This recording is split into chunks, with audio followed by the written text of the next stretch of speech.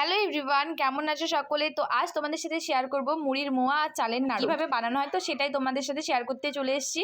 তো দেখো, প্রথমে কিন্তু শুকনো খোলাতে একদম ভেজে নিতে হবে চালগুলো, আর একভাবে কিন্তু নাড়ানাড়ি করতে হবে যেন এইভাবে চালটা হয়ে যায়। খুব কিন্তু ভাজা চলবে না, আর লাল লালও বেশি করা চলবে না। তো দেখো আমি করে নিয়েছি। আর এদিকে কিন্তু আর একটা প্রসেসে হবে, তোমরা কিন্তু নুন দিয়েও চালটাকে ভাজতে পারো। তো প্রথমে নুনটাকে একটু ভালোভাবে গরম করে পরিমাণ মতো চাল দিয়ে কিন্তু এভাবে নাড়াতে হবে। তো এভাবে নাড়াতে গেলেই দেখো তোমরা চালটা কিন্তু ফুটে যাবে, আর এটা কিন্তু অনেক সহজ পদ্ধতি। তো এদিকে গুড় কিন্তু আখের গুড় ছিল, সেটাই কিন্তু গরম করে ফোটানো হচ্ছে, তারপরে কিন্তু গুড়টা দেওয়া হচ্ছে, আর এভাবে কিন্তু দেখো চালের নাড়ুটা বানানো হচ্ছে। তো তোমরা এই প্রসেসটা কারা কারা জানো অবশ্যই কমেন্টে জানাবে, আর যারা যারা জানো না একবার ট্রাই করে দেখো, খেতে তো খুব সুন্দর হয়, একদম মুচমুচে। আর এদিকে কিন্তু বানানো হচ্ছিল দেখো নিমকি।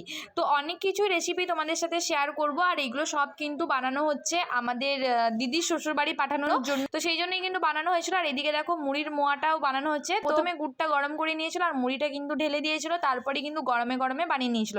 তো রেসিপিটা কেমন লাগলো অবশ্যই জানিও। ভিডিওটা দেখে কেমন লাগলো সেটাও জানিও, আর লাইক কমেন্ট সাবস্ক্রাইব করতে একদম ভুলে যেও না। তো চলো নেক্সট ভিডিওতে দেখা হচ্ছে।